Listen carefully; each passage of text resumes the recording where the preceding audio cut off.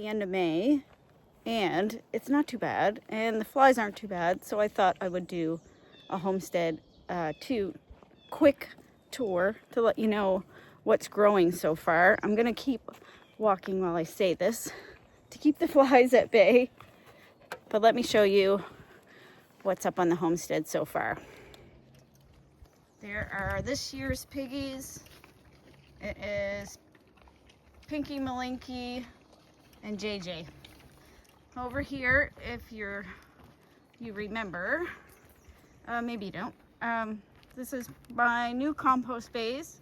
So the first bay is filling up quite quickly, as you can see. There's a lot of chicken manure in there and household stuff and some cardboard. We'll soon be transferring that into the second bay and starting again. I just saw a lady slipper. I marked it, so hopefully we don't step on it.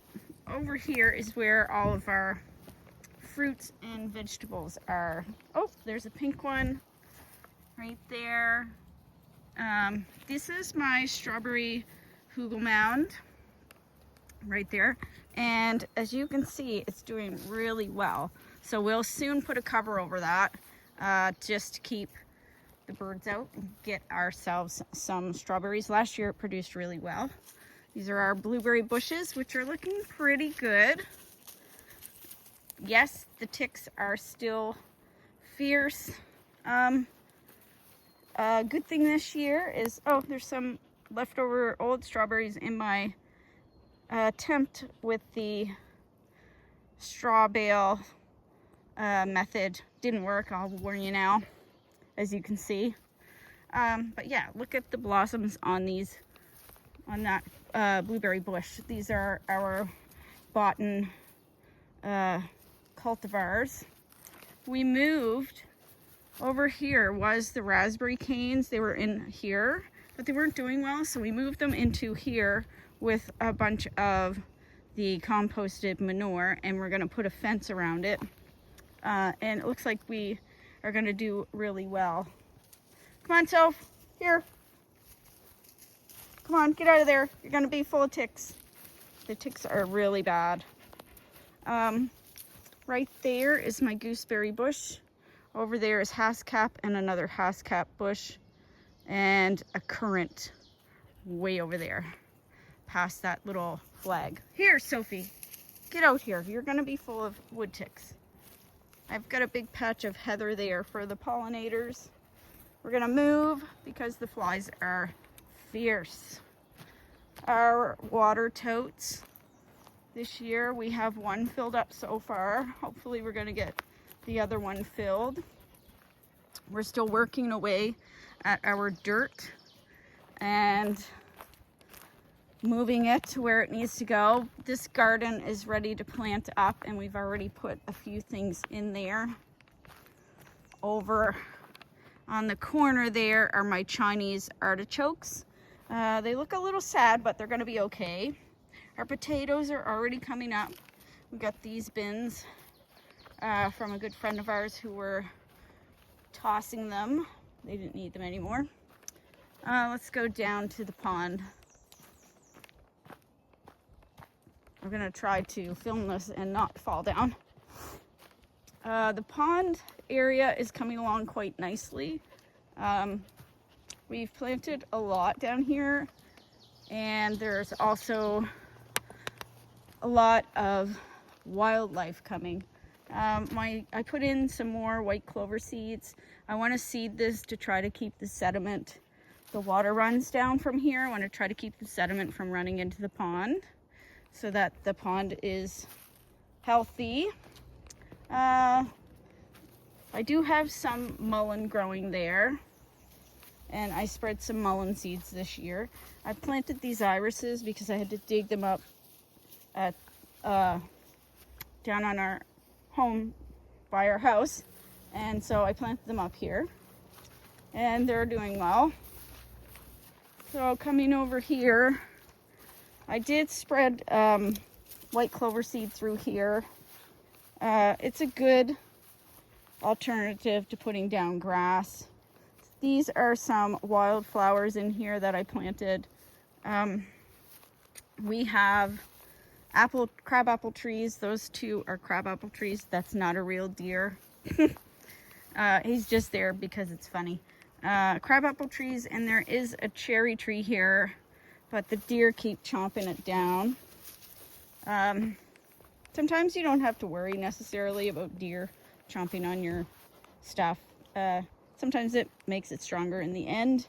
I planted those alliums this year and this new daylily. I think it's going to be stunning down here. What else? I had found those daffodils in a ditch, planted those. These are some lupins. They're cultivated lupin. They're red. I planted this spiderwort this year, and I have what I call sacrificial hostas. So if you want to try to mitigate deer damage, plant sacrificial hostas. They love hostas, and that gives them a food source to distract them. So we have a bunch planted here and some there.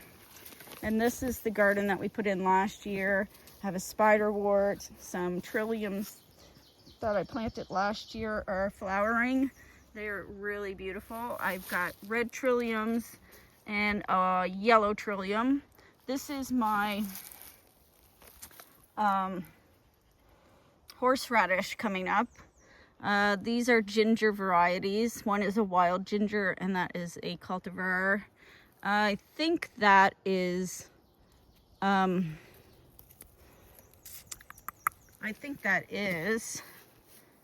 milkweed. I'm not entirely sure yet, so we're letting it grow up.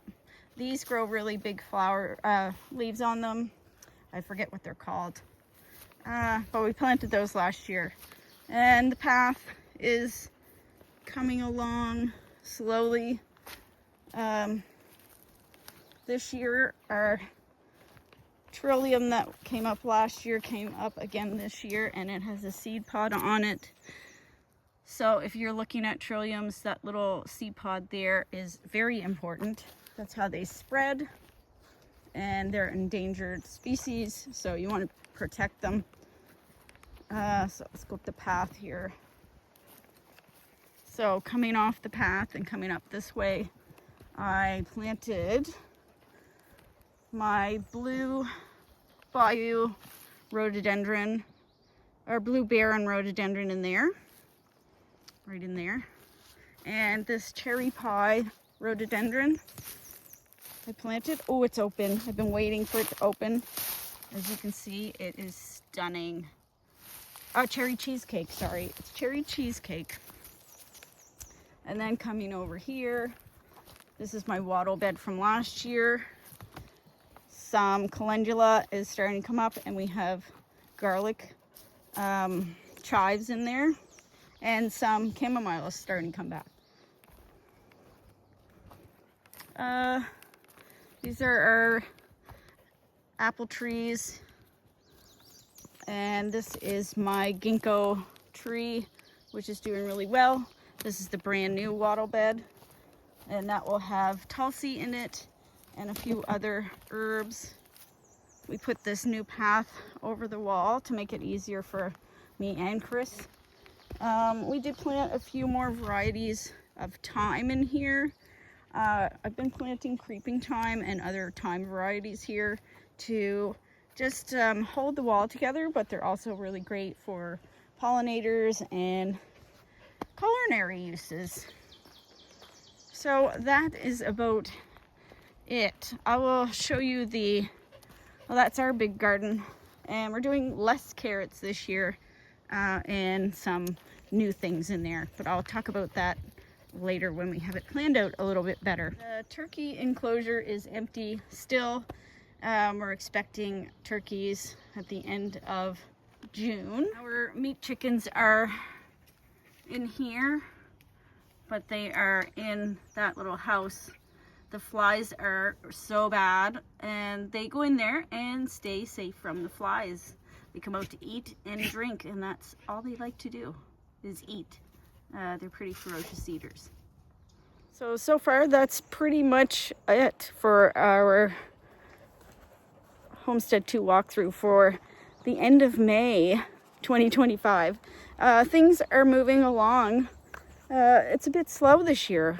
The weather has been terrible, and the flies are terrible, and my health hasn't been great, and Chris's back has been terrible. So, but we're getting there. We're getting there. And just in case you're wondering, I do put DE in the pig pen, and I spray them with a livestock fly repellent spray that's safe for them. And of course, they know what to do. They roll in the mud, and they are quite capable of keeping flies off them. But they also have very thick skins, and you know, they're made for this kind of problem. They're made for dealing with flies, and we just are not. So anyway, the flies are getting terrible. I'm gonna go. I will try to get this uploaded. If you're watching this and you want to keep up with what's going on, make sure that you subscribe. It helps me to promote my channel, and hopefully one day I can make it into a bigger channel, and I'd like to take all of you guys along with. So yeah, I will see you guys in the next video. Bye.